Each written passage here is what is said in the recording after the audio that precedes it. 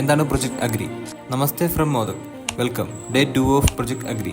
എൻ്റെ വീഡിയോ ആദ്യം മുതൽ കാണുന്നവരാണെങ്കിൽ നിങ്ങൾക്കറിയാം മോദക് എന്ന ബ്രാൻഡ് ഞാൻ എത്ര പ്ലാനിങ്ങോട് കൂടിയാണ് മുന്നോട്ട് കൊണ്ടുപോകുന്നതെന്ന്. മോദക് സ്റ്റാർട്ട് ചെയ്യുന്ന ഇനീഷ്യൽ സ്റ്റേജിൽ ഞാൻ മനസ്സിലുറപ്പിച്ചതാണ് നമ്മൾ ഉപയോഗിക്കുന്ന ഐറ്റംസിൻ്റെ പ്രൊഡക്ഷൻസ് കൂടി എങ്ങനെയും തുടങ്ങണമെന്ന്. പക്ഷേ അതൊട്ടും സിമ്പിളായ ഒരു കാര്യമല്ല. കാരണം എല്ലാ ദിവസവും നമ്മുടെ കിച്ചണിലേക്ക് ആവശ്യമായ വെജിറ്റബിൾസ് നമുക്ക് ഉറപ്പായിട്ടും കിട്ടണം. ഇല്ലെങ്കിൽ അത് സെയിലിനെ ബാധിക്കും. ഞാൻ ഒരു ഇടുക്കിക്കാരനാണ്. നമ്മുടെ അച്ഛനമ്മയൊക്കെ ഈ അഗ്രികൾച്ചർ ഫീൽഡിലുള്ളതാണ്. ബട്ട് എന്നെ സംബന്ധിച്ച് കൃഷി വലിയ അറിവ് കുറവാണ്. ഒട്ടും അറിയില്ല എന്നല്ല കേട്ടോ, സ്വന്തമായി വെജിറ്റബിൾസ് പ്രൊഡ്യൂസ് ചെയ്യുന്നതുകൊണ്ട് എനിക്കുണ്ടാകുന്ന ബെനിഫിറ്റ്സ് നിങ്ങൾക്കറിയാലോ. ഉറപ്പായും എനിക്കിനി വെജിറ്റബിൾസിന് വേറെ ഡീലേഴ്സിന് നോക്കി നടക്കേണ്ട കാര്യം വരില്ല. ബട്ട് അതൊന്നുമല്ല, നിങ്ങൾ ആലോചിച്ച് നോക്ക്. ഫുള്ളി ഓർഗാനിക് ആയിട്ടുള്ള പച്ചക്കറികൾ കുറച്ചുകൂടി ഞാൻ എക്സ്പ്ലെയിൻ ചെയ്ത് പറഞ്ഞാൽ, ഡെയിലി ആവശ്യത്തിനുള്ള വെജിറ്റബിൾസ് മാത്രമാണ് ഞാൻ രാവിലെ തോട്ടത്തിൽ നിന്ന് വിളവെടുത്ത് നമ്മുടെ കിച്ചണിലേക്ക് എത്തിച്ച് അവിടുന്ന് കുക്ക് ചെയ്ത് കസ്റ്റമറിലേക്ക് എത്തിക്കുന്നത്.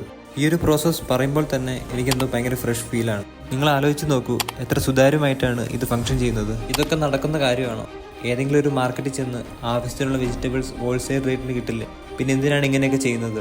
ഇത് കറക്റ്റായ ഒരു ബിസിനസ് രീതിയാണോ എന്നൊക്കെയാണ് ചിലരെങ്കിലും ചിന്തിക്കുക. ബട്ട് ഇത് ഞാൻ ഉറപ്പ് തരാം, വരും കാലങ്ങളിൽ എൻ്റെ ബ്രാൻഡായ മോദക്കിൻ്റെ സസ്റ്റൈനബിലിറ്റിനെ ബാധിക്കുന്ന ഒരു കാര്യമാവും പ്രൊജക്ട് അഗ്രി. അതുമാത്രമല്ല, പെർ ഡേ ഒരു 100 പേര് ഒരു നേരം വെച്ച് മോദക്കിൽ നിന്ന് ഫുഡ് വാങ്ങും എന്ന് വിചാരിക്കും. ഈ 100 പേരുടെ ഒരു നേരത്തെ ഭക്ഷണം എത്ര പ്യൂർ ആയിരിക്കും, എത്ര ക്വാളിറ്റി ഉള്ളതാണെന്ന് ആലോചിച്ച് നോക്കുക. മോദക്കിനെ പറ്റിയും ഈ പ്രൊജക്റ്റിനെ പറ്റിയുള്ള കൂടുതൽ അപ്ഡേറ്റ്സ് വരും ദിവസങ്ങളിൽ ഈ പേജിൽ അപ്ലോഡ് ചെയ്യുന്നതാണ്.